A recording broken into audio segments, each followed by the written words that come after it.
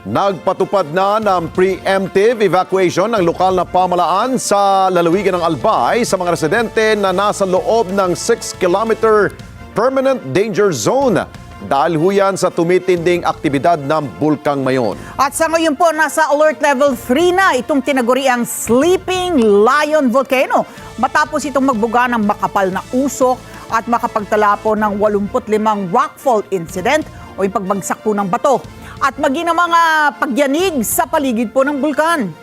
At dahil po sa posibleng pagsabog nito, bawal pa rin ang paglipad ng anumang uri ng sasakyang panghimpapawid.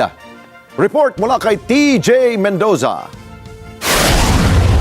Itinaas na ng Philippine Institute of Volcanology and Seismology o ng PHIVOLCS sa level 3 ang alert level status ng Bulkang Mayon matapos ang makapal na usok na ibinubuga nito kanina pang alas 12 ng tanghali.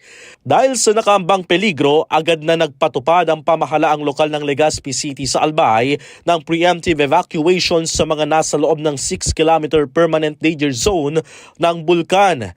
Ayon naman kay Albay Public Safety and Emergency Management Office Chief Roderick Mendoza, ang lahat ng mga LGUs sa lugar ay nagsasagawa na ng evacuation operations. Kinakailangan ng ilikas ang aabot sa 700 pamilya o tinatayang 2,889 na mga individual na nasa 6 na munisipalidad na lubhang mapanganib dahil sa posibilidad ng pagsabog ng bulkan. Nagsimula ang alert level 2 bago ang pagsalubong sa bagong taon, habang mayroon ng magma na lumalabas sa bulkan kung kaya't kinakailangan ng itaas ang alert level status. Nakapagtala lamang po tayo ng 4 na volcanic earthquakes. Medyo hindi po mataas ang earthquake activity. Ngunit napakarami po ng rockfall events. No? Yung ating po mga rockfall mula po itong January 1 ay umabot na po ng 346.